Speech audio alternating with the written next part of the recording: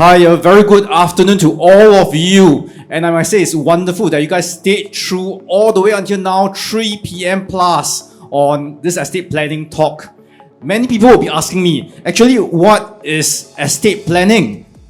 Because estate planning can be a little bit different from what you are here today for. My guess is most of you guys are here for investment matters. But estate planning is something so important if you are an investor. In fact, regardless, even if you are not investing, like even my parents back at home, my old grandmother, is estate planning important to her? It is.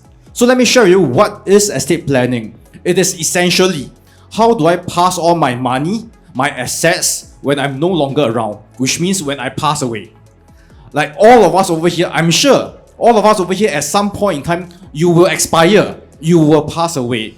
And it's important because if you have some level of investments, assets, the minimum, my guess, is that all of us over here may or should have at least one HDB around. If you have more than one property, like maybe you have a private condo, another commercial development, then all the more important that estate planning is something that you should be looking at.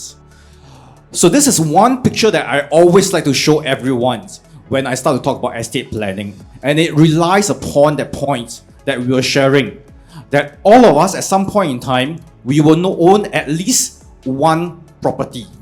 I guess that should be correct, right? For most of you over here. And even if, regardless of whether even if you are single, if you are single, once you pass 35 years old, you qualify to buy a HDB in Singapore.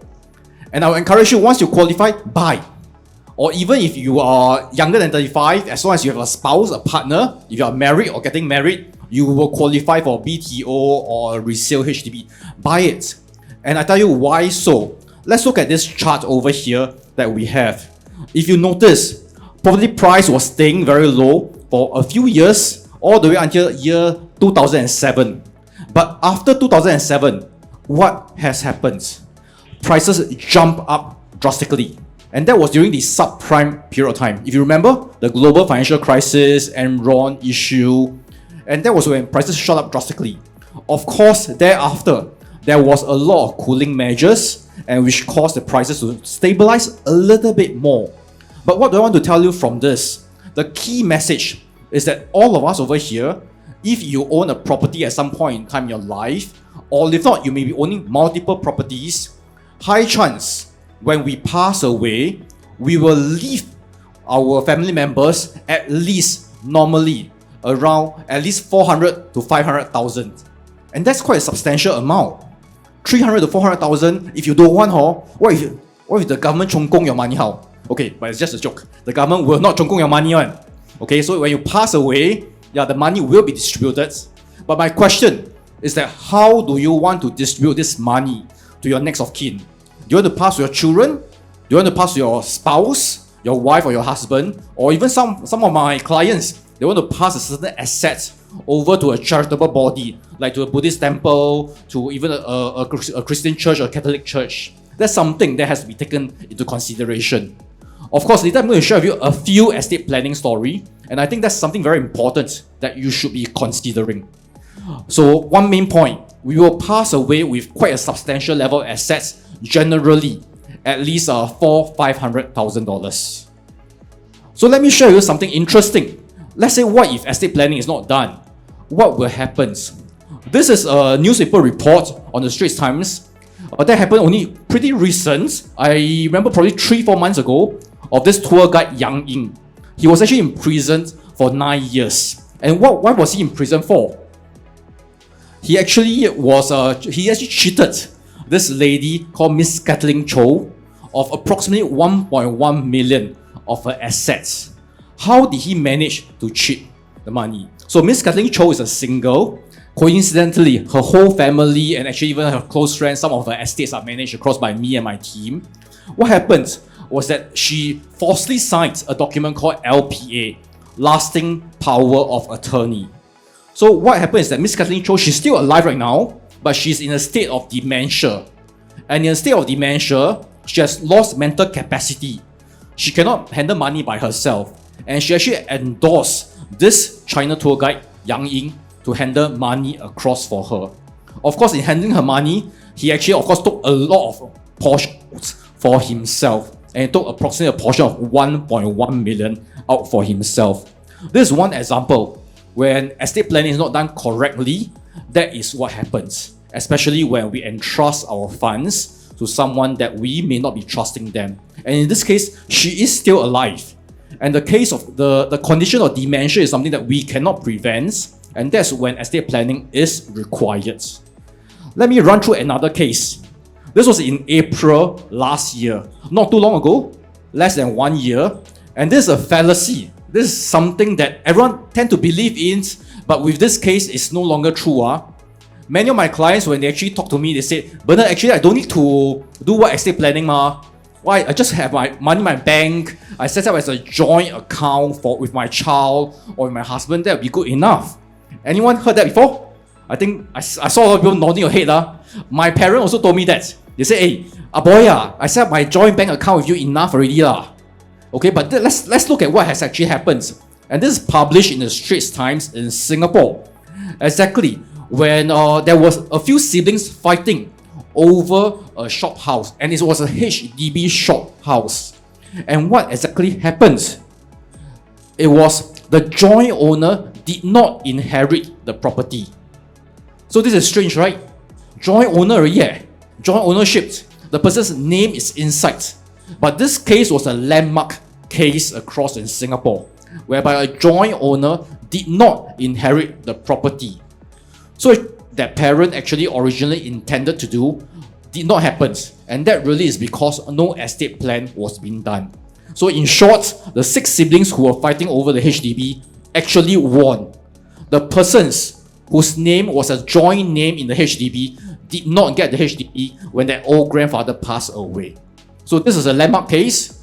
If any of you are still thinking that just a joint ownership with a house or joint ownership of a bank account is sufficient to run everything, I must apologize that no. In April this year, landmark cases has been created. Okay, then let me show you what can be done for yourself. I would see that there's many phases of it. I wouldn't have the time to run through everything with all of us over here. But something very important or cases to be sharing about.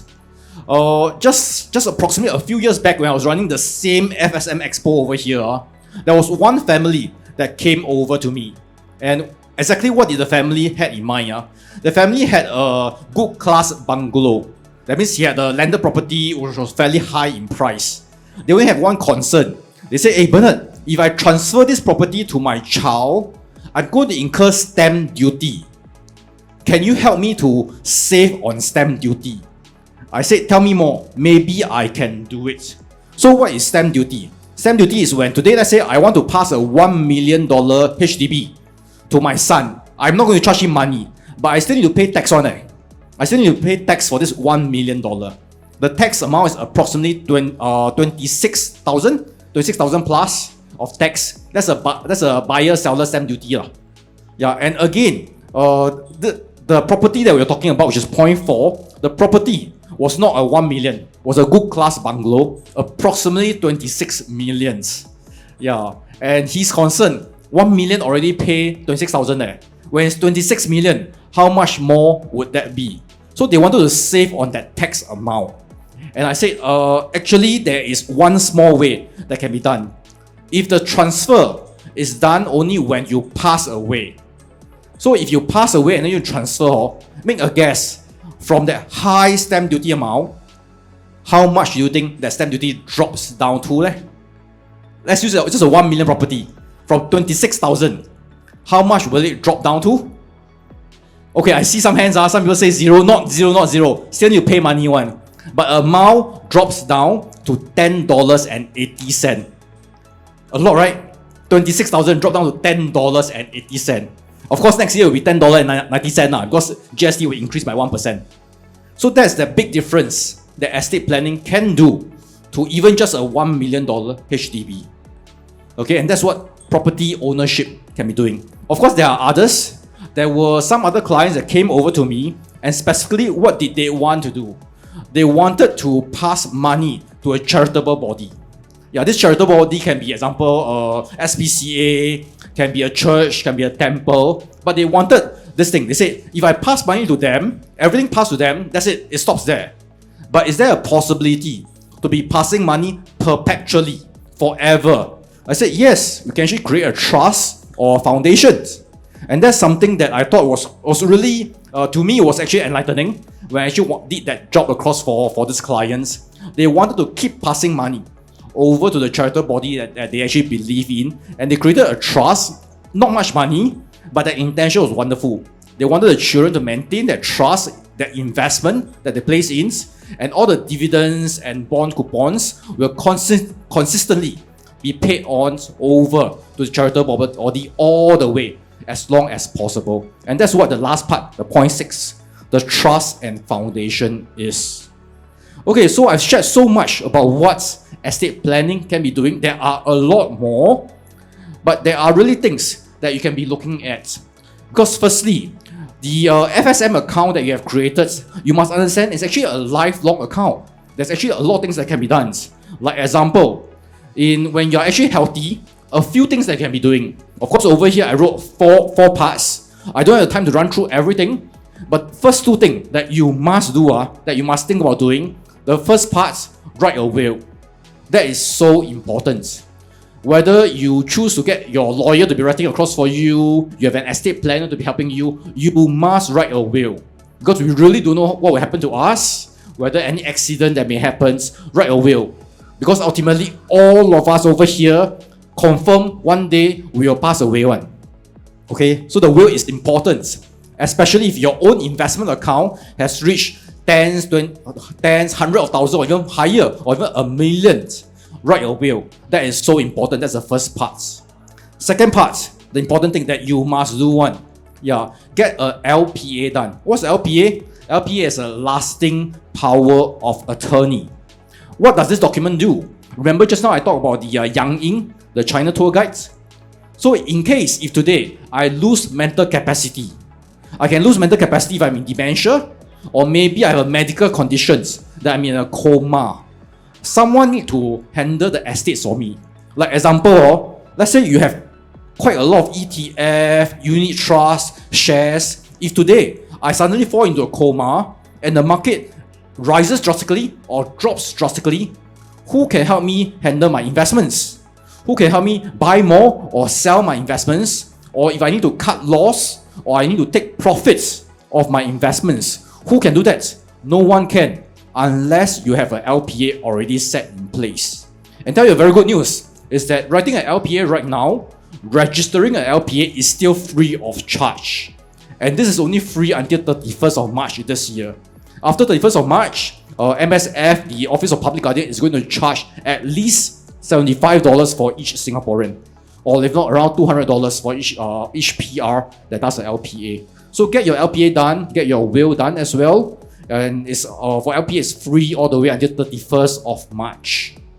Of course, estate planning is not just about when we are healthy. Sadly, I handle a lot of cases when the clients are actually not in as good a state of health. And of course, when they are unwell, a lot more other things that needs to be done. And that's where the very traditional, I think if any of y'all watch Hong Kong serials and Hong Kong drama, when the old uncle or the old grandfather pass away, you will suddenly see a lawyer that will appear, that will read a will, or will start to distribute the assets. Actually, that's the work that we will be doing. Estate planning is not just for the well-to-do. In fact, one of the key message that we have under FSM IFAS Global Markets is that we want to make estate planning affordable and important for lay people on the streets. Because a lot of people do not have the knowledge of estate planning and end up creating a lot of family squabbles and arguments.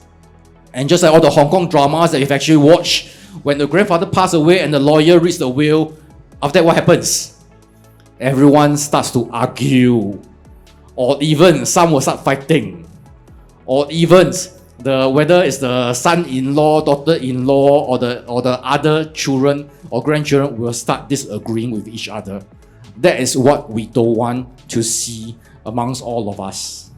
So estate planning is something that is important.